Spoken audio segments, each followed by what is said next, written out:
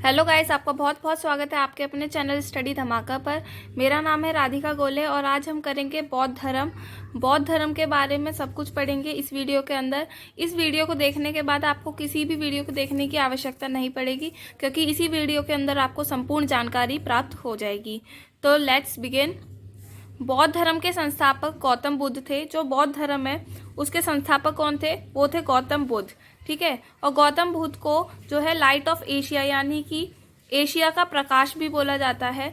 और इनका जो जन्म है वो कब हुआ था? 563 ईसा पूर्व। इस वीडियो को हम हिंदी इंग्लिश दोनों में इसलिए पढ़ा रहे हैं जिससे कि दोनों माध्यम के बच्चों के यानी कि दोनों मीडियम के बच्चों का लाभ हो। ठीक है, यानी प्रॉफिट हो। तो उनका जो बॉर्न है वो 563 ईसा पूर्व में हुआ था। कहाँ पर हुआ था? उनका जो जन्म है वो हुआ था कपिलवस्तु के लुम्बिनी नामक स्थान पर। उनके पिताजी का नाम क्या था, यानी कि what was his father name? तो his father name was Shuddhodana. उनके पापा जी का नाम क्या था? शुद्धोधन, जो कि शाक्य गण के मुखिया थे। शाक्य गण है एक, उसके मुखिया थे। माता का नाम उनकी मतलब बुद्ध की जो माता है उनका नाम क्या था? उनकी माता का नाम माया देवी था। और कहीं कहीं पर आपको महाप्रजापति गौतमी भी मिलेगा, लेकिन जो उनकी असलियत की माता का नाम जो था वो माया देवी था, जो उनकी जन्म के 7वें दिन ही उनकी मृत्यु हो गई थी। जिनकी जो मृत्यु है वो 7वें दिन ही हो गई थी। कब? 7वें दिन किसके बाद? यानी बुद्ध जी हैं उनकी जन्म के 7वें दिन। ठीक है। तो उपमाता का नाम क्या था? यानी उपमाता जो उनका जिन्होंने पालन पोषण किया, जब उनकी माया देवी है उनका जब मृत्यु हो गई तो उपमाता जो है वो कौन थी? महाप्रजापति गौतमी। महाप्रजापति गौतमी कौन थी? उनकी मौसी थी। कौन थी? बुद्ध जी की मौसी थी। कौन?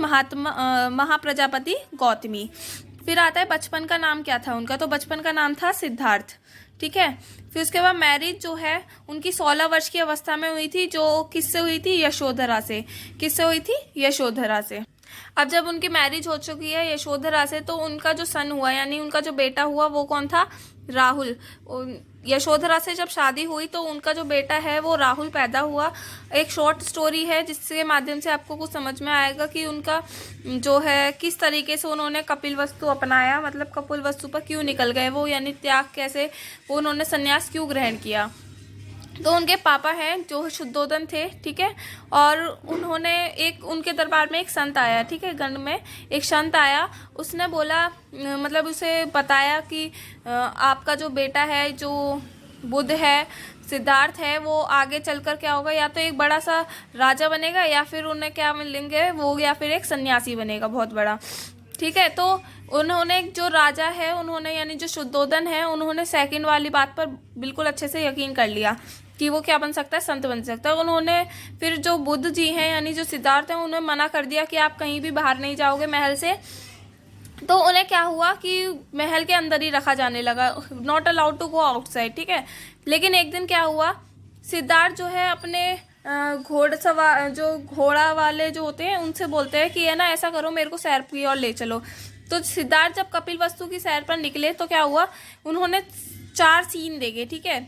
जो 4 सीन देखकर आज हम कुछ ज़्यादा परेशान नहीं होते, लेकिन उन्होंने जब ये 4 सीन देखे ना तो उनका जो मन है वो विचलित हो गया। ठीक है। तो उन्होंने ऐसे क्या 4 सीन देखे सीरियल वाइज? पहला जो है वो ओल्ड मैन यानी बूढ़ा व्यक्ति देखा।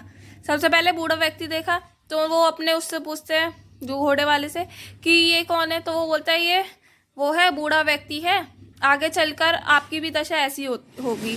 तो मतलब सभी के जो भी व्यक्ति है जब वो जिंदा रहता है और आगे जब बढ़ता है तो उसकी एक अवस्था ऐसी भी आती है। ठीक है। फिर वो बोलता है दूसरे टाइम पर क्या होता है, वन सिक मैन यानी कि एक बीमार व्यक्ति मिलता है। तो उससे बोलता है अपने उससे तो ये कौन है? तो वो बोलता है ये बीमार है। और जब व्यक्ति बहुत ज़्यादा परेशान होता है या फिर बीमारी से ग्रस्त होता है तो उसकी अवस्था ऐसी हो जाती है। ठीक है। फिर वो एक डेड बॉडी को देखते हैं तो वो बोलता है ये डेड बॉडी ये क्या है? तो वो बोलता है ये शव है। ठीक है। और जब इंसान के अंदर से प्राण त्याग जाते हैं यानी जब खत्म हो जाता है इंसान तो उसका जो शव है वो ऐसा हो जाता है। फिर लास्ट में वो देखते हैं एक संत को जो कि सन्यासी होता है। तो वो बोलता है ये कौन है? तो वो बोलता है ये सन्यासी है और इसे कोई परवाह नहीं है, कहीं पर भी कुछ भी हो, उसे सिर्फ और सिर्फ मन जो केंद्र है उस पर ही ध्यान लगाना है, उसका जो काम है, ठीक है। तो वो बोलता है अच्छा तो ये सन्यासी है। तो उन्हें लास्ट वाला जो देखते हैं वो सोचते हैं मैं भी अब सन्यासी बनूंगा। तो ही डिसाइडेड टू टेक सन्यास। तो वो क्या डिसाइड करते हैं कि वो सन्यास लेंगे। और उन्होंने सन्यास कब लिया? जब 29 साल के थे वो, ठीक है। ही लेफ्ट हिज होम, वो अपना होम यानी घर को त्याग देते हैं। और इसे जो बौद्ध ग्रंथ है उनमें क्या बोला जाता है? महाभिनिष्क्रमण। क्या बोला जाता है? महाभिनिष्क्रमण। अब वो ग्रह त्यागने के बाद बुद्ध ने वैशाली के अलारकालाम से सांख्य दर्शन की शिक्षा ग्रहण की। अब उन्होंने ग्रह जो है वो त्याग दिया, यानी जो होम है वो लेफ्ट हो गए हैं वहाँ से। अब अलारकालाम एक व्यक्ति है जो कि फर्स्ट टीचर था बुद्ध जी का। उनके बाद उन्हें यहाँ से पूरी संतुष्टि प्राप्त नहीं। फिर उसके बाद उन्होंने कहाँ से शिक्षा ग्रहण की? रुद्र कराम पुत्र। किससे शिक्षा ग्रहण की? वो है रुद्र कराम पुत्र। फिर उसके बाद माना जाता है कि बिना खाना और बिना पानी के 6 साल कठिन तपस्या करने के बाद 6 साल, उन्होंने 29 साल की एज में घर छोड़ा था। तो 29 से 6 प्लस करेंगे तो 35 हो जाएगा। तो 35 साल की उम्र में नदी के किनारे पीपल वृक्ष के नीचे सिद्धार्थ को क्या हुआ था? ज्ञान की प्राप्ति हुई थी, ठीक है। कहाँ पर हुई थी उन्हें ज्ञान की प्राप्ति? पीपल वृक्ष के नीचे नदी के किनारे हुई थी, ठीक है। ज्ञान प्राप्ति के बाद जो सिद्धार्थ है उन्हें बुद्ध बोला जाने लगा, वो बुद्ध के नाम से प्रसिद्ध हुए। और जो प्लेस जहाँ पर उन्हें ज्ञान की प्राप्ति हुई थी वो था बोध गया। बोध गया के नाम से जाना जाने लगा। बुद्धा गेव हिज फर्स्ट उपदेश। जो बुद्धा है उन्होंने पहला उपदेश कहाँ पर दिया? सारनाथ में, जो कि बौद्ध ग्रंथ में जिसे बोला जाता है धर्म चक्र परिवर्तन। क्या बोला जाता है? धर्म चक्र परिवर्तन। जो बुद्धा जी थे उन्होंने क्या जो अपने उपदेश हैं वो कौन सी लैंग्वेज में दिए हैं? लोकल लैंग्वेज में दिए हैं, जो कि पाली थी। बुद्ध ने अपने उपदेश कौशल, वैशाली, कौशाम्बी व अन्य राज्यों में दिए हैं, ठीक है। ये राज्यों के नाम है जहाँ जहाँ पर उन्होंने उपदेश दिए हैं। और इनके जो प्रमुख अनुयायी शासक थे वो थे बिंबिसार, प्रसेनजित, उदयन, ठीक है। उनकी जो डेथ है वो 483 ईसा पूर्व में हुई थी। 483 ईसा पूर्व में कहाँ पर हुई थी? कुशीनारा में। When he was 80 years, कब हुई थी? जब वो 80 साल के हो गए थे, ठीक है। सोचो 29 साल की उम्र में उन्होंने घर छोड़ा, 35 साल की उम्र में उन्हें ज्ञान की प्राप्ति हुई और 80 साल में उनकी मृत्यु हो गई। इट्स नॉन एज महापरिनिर्वाण। इसको क्या बोला जाता है? उनकी डेथ को क्या बोला जाता है? महापरिनिर्वाण। किस में बोला गया है? बौद्ध धर्म में, ठीक है। एक अनुश्रुति के अनुसार क्या है कि after his death Buddha's bodies come some parts. जो एक अनुश्रुति के अनुसार क्या है, जो उनके बॉडी के पार्ट्स थे उनके, जो यानी कि जब उनकी मृत्यु हो गई तो उनकी बॉडी के जो पार्ट्स थे वो 8 पार्ट्स 8 स्तूपों 8 पार्ट्स जो है 8 जगहों पर गाड़े गए और वहाँ पर क्या बना दिया गया? 8 स्तूप बना दिए गए। हमें बौद्ध धर्म के बारे में हमें सबसे ज़्यादा जो ज्ञान है वो कहाँ से मिलता है? त्रिपिटक से मिलता है। त्रिपिटक से मिलता है हमें सबसे ज़्यादा ज्ञान। जो त्रिपिटक यानी 3 पेटियाँ, ठीक है। क्या है? 3 पेटियाँ। जैसे पहले है विनय पिटक, दूसरा है सूत्र पिटक, तीसरा है अभिधम पिटक। तो विनय पिटक के अंदर हमें क्या मिलता है? जो भिक्षु भिक्षुणी जो थे, जो मठ में रहते थे, उनके बारे में हमें वहाँ से नियमों के बारे में पता लगता है कि उनके नियम क्या क्या थे उनके लिए वहाँ पर रहने के। तो विनय पिटक में हमें उसके बारे में पता लगे। सूत्र पिटक हमें बौद्ध की शिक्षाओं के बारे में अवगत कराता है। और अभिधम पिटक जो है हमें भिक्षु भिक्षुणियों के दर्शन मतलब मार्ग के बारे में बताता है, ठीक है। ऑल त्रिपिटक वर इन पाली लैंग्वेज। जो सारे जो त्रिपिटक थे वो कौन सी लैंग्वेज में थे? पाली लैंग्वेज में थे। बौद्ध धर्म जो था अनिश्वरवादी है, इसमें आत्मा की परिकल्पना भी नहीं है। देखो वो क्या मानता है कि ईश्वर नहीं है और उसमें आत्मा वगैरह की भी बात नहीं मानी गई है। लेकिन वो पुनर्जन्म यानी नेक्स्ट लाइफ में जो पुनर्जन्म होता है उसमें विश्वास रखते थे, ठीक है। तृष्णा को क्षीण हो जाने की अवस्था को ही बुद्ध ने निर्वाण कहा है। तृष्णा यानी कि जो इच्छा है, इच्छा ही क्या है? दुखों का पहाड़ है। इसको ही खत्म करना क्या है? बुद्ध ने बोला है निर्वाण प्राप्त हो जाना, ठीक है। विश्व दुखों से भरा है का सिद्धांत बुद्ध ने उपनिषद से लिया है। बुद्ध के अनुयायी 2 भागों में विभाजित थे। जो बुद्ध के अनुयायी यानी कि जो बुद्ध को मानते थे वो लोग 2 भागों में विभाजित थे। पहले थे भिक्षुक, दूसरा था उपासक। पहले थे भिक्षुक, दूसरे थे उपासक। जो भिक्षुक थे वो बौद्ध धर्म के प्रचार के लिए जिन्होंने संन्यास ग्रहण किया उन्हें भिक्षुक कहा गया। यानी कि जो बौद्ध धर्म के प्रचार के बारे में यानी उनका जो प्रचार करते हैं उन्होंने संन्यास ग्रहण किया, उन्हें क्या बोला जाता है? भिक्षुक। और उपासक वो है जिन्होंने संन्यास तो ग्रहण नहीं किया लेकिन गृहस्थ जीवन में व्यतीत करते हुए उन्होंने क्या करा है? बौद्ध धर्म अपनाने वाले को उपासक कहा है। बौद्ध संघ में सम्मिलित होने के लिए न्यूनतम आयु सीमा क्या है? 15 वर्ष थी। अगर किसी को बौद्ध संघ में जाना है तो उसको लोग कम से कम उसे 15 साल 15 साल का होना चाहिए वो, तभी वो बौद्ध संघ में सम्मिलित हो सकता है। बौद्ध धर्म के त्रिरत्न है, यानी 3 रत्न है। पहला है बुद्ध, दूसरा है धम्म, तीसरा है संघ। तो बौद्ध की त्रिरत्न हो गए बुद्ध, धम्म और संघ। अब बौद्ध सभाएं क्या है? पहली सभा जो है पहली बौद्ध संगीति जो है 483 ईसा पूर्व में राजगृह में महाकश्यप जो थे उनके अध्यक्ष जो थे उस टाइम पर, और शासनकाल उनका अजातशत्रु। ये संगीतियां हैं 4, ठीक है। समय ये लिख रखे हैं, स्थान लिख रखे हैं राजगृह, वैशाली, पाटलिपुत्र, कुंडलवन।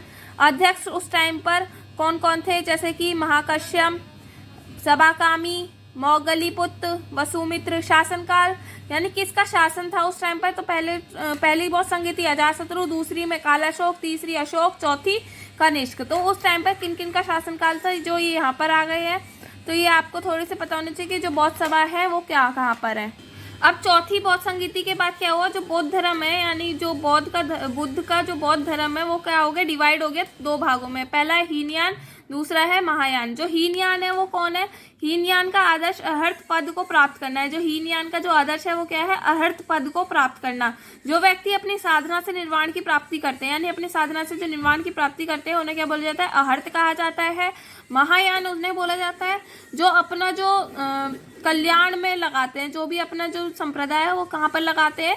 कल्याण में लगाते हैं दूसरों के, ठीक है, अपने नहीं दूसरों के। फिर उसके बाद अपने बारे में सोचते, पहले दूसरों के बारे में सोचते फिर अपने बारे में सोचते, वो होता है महायान, ठीक है। बौद्धों का सबसे पवित्र जो त्योहार है वो क्या था? वैशाख पूर्णिमा, जिसे बुद्ध पूर्णिमा के नाम से जाना जाता है। और इसका महत्व इसलिए है क्योंकि बुद्ध पूर्णिमा के ही दिन जो बुद्ध का जन्म हुआ था, ज्ञान की भी प्राप्ति हुई थी और महापरिनिर्वाण भी उन्हें उसी दिन ही प्राप्त हुआ। तो इसलिए जो बुद्ध पूर्णिमा है उसका सबसे ज्यादा महत्व है। बुद्ध ने सांसारिक दुखों के संबंध में 4 आर्य सत्यों का उपदेश दिया है।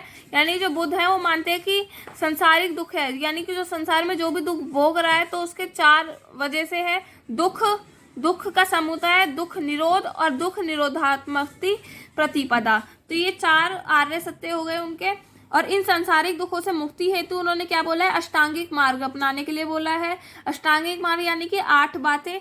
8 बातें क्या है? सम्यक दृष्टि यानी अच्छी दृष्टि, सम्यक संकल्प, सम्यक वाणी, सम्यक क्रमांत, सम्यक आजीव, सम्यक व्यायाम, सम्यक स्मृति, सम्यक समाधि। तो ये अष्टांगिक मार्ग हो गए जिन्हें अपनाने से जो व्यक्ति है वो सांसारिक दुखों से मुक्ति पा सकता है।